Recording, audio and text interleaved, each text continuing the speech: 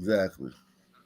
The Cabrini Green Project is what public housing has come to symbolize in Chicago for more than a quarter of a century. But in an effort to disperse the city's poor, who are mostly black, the new public housing proposals call for construction of duplexes, two-story townhouses, three-story apartment buildings, all to be scattered in the predominantly white areas of Chicago. This lot on Kaminsky Avenue is one of 275 sites identified under federal court order by the Chicago Housing Authority for low-income families. It would have a duplex on a street of single-family homes, and the homeowners are obviously upset. Did you hear that?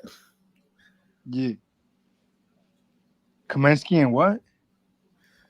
I don't Can you know. replay it? The Cabrini Green Project is what public housing has come to symbolize in Chicago for more than a quarter of a century. But in an effort to disperse the city's poor, who are mostly black, the new public housing proposals call for construction of duplexes, two-story townhouses, three-story apartment buildings, all to be scattered in the predominantly white areas of Chicago. This lot on Kaminsky Avenue is one of 275 sites identified under federal court order by the Chicago Housing Authority for low-income families. It would have a duplex on a street of single-family homes, and the homeowners are obviously upset.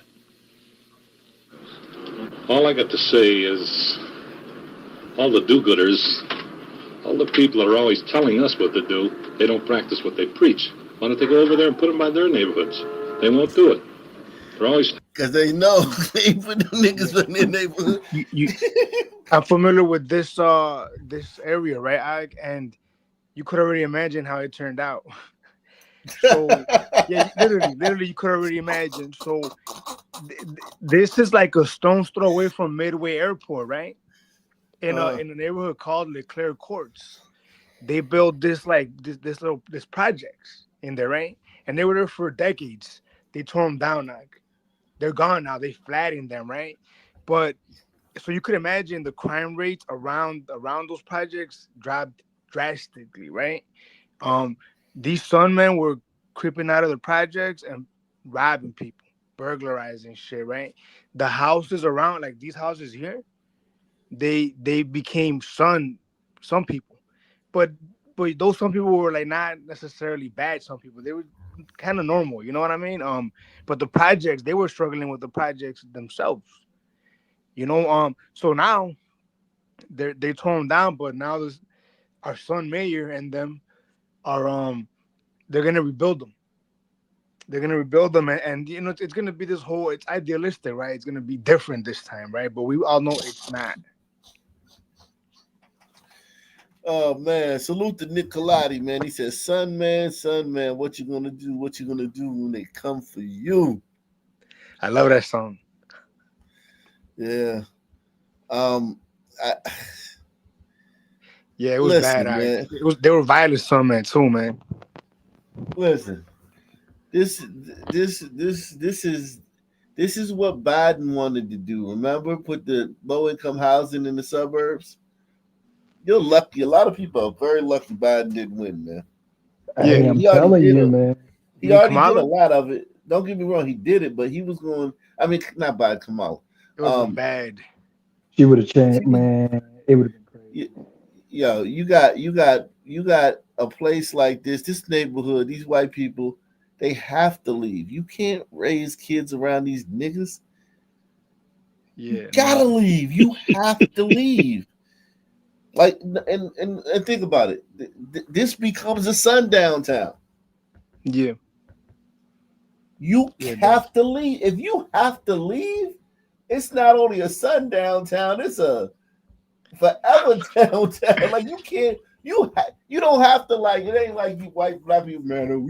We go to Texas, we can't be outside after 8. Some bullshit. These motherfuckers have to short sell their house, put it on the market, and take whatever they can get for it, and get the fuck out of Dodge. Yeah.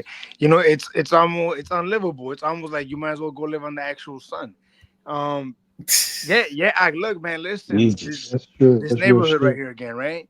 The immediate area surrounding it, like very close to it, became sun, right? But then the farther you go away from it, it becomes glider again.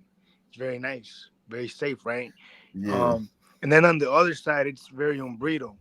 it's not as nice as the glider, but it's still pretty nice. You know, you have your bad hombres for sure, you know, but those bad hombres are not out here robbing people. They're mainly just killing each other when they kill each other. Right. They You know have what I mean? they have morals. They have morals. I mean, Right. they're retards too, right? But it was bad. I remember I regularly, right? Because it's right off of Cicero. I don't know if you ever heard of Cicero Avenue. I've It's heard a of big, it. Yes. yeah. It's right off of Cicero Avenue was where like the entrance was. These sunmen used to come out, and on Cicero Avenue, there used to be hombritos that used to like set up like little like taco stands and shit like that, right? And they were like ATM for the sunmen, just going fucking take them for what they got, you know. Very dangerous. Yo, this right here goes to show you. This is 1969. So this video's from 1969. This goes to show you how long black fatigue's been going on. Like it's like this is the year after Dr. King died. 1 year after he died.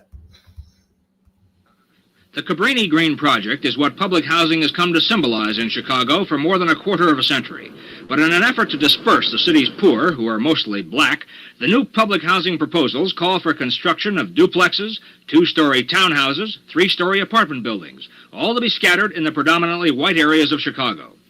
This lot on Comiskey Avenue is one of 275 sites identified under federal court order by the Chicago Housing Authority for low-income families. It would have a duplex on a street of single-family homes, and the homeowners are obviously upset. All I got to say is, all the do-gooders, all the people that are always telling us what to do, they don't practice what they preach. Why don't they go over there and put them by their neighborhoods? They won't do it. They're always telling us what to do. After all, we have a few rights of our own, too. Well, it's going to bring down the value of everybody's property. Why do you think that? Well, I don't know why. You see those other projects they have and they don't take care of them. Where we're going to go, tell me. You have to stay. If you're going to go there, they're going to go there, too. They might as well get used to them and live with them. What else can you say?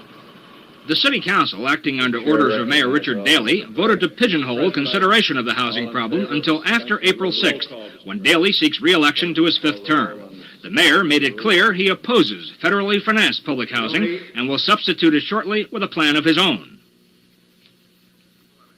The inability under the court order to build low-rise public housing where the need is greatest, the failure to include the resources of the suburban areas in sharing responsibilities for housing, and the contradictory national policies.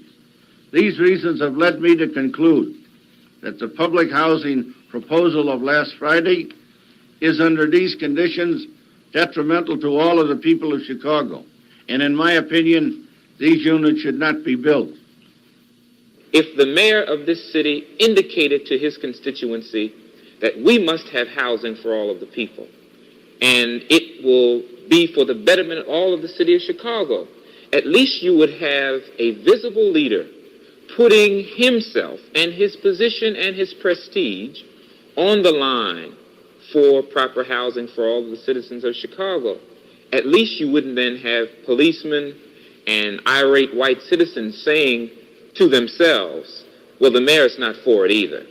Therefore, we can throw bricks, we can set fires, we can burn crosses, we can curse, we can be profane. A few days ago, no one on Comiskey Avenue paid much attention to this vacant lot. But its selection as a future site of public housing has turned all eyes this way. There is more concern than anger among the residents, concern over whether they'll be able to sell their homes. For laws or no laws, they are not inclined to live in a changing neighborhood.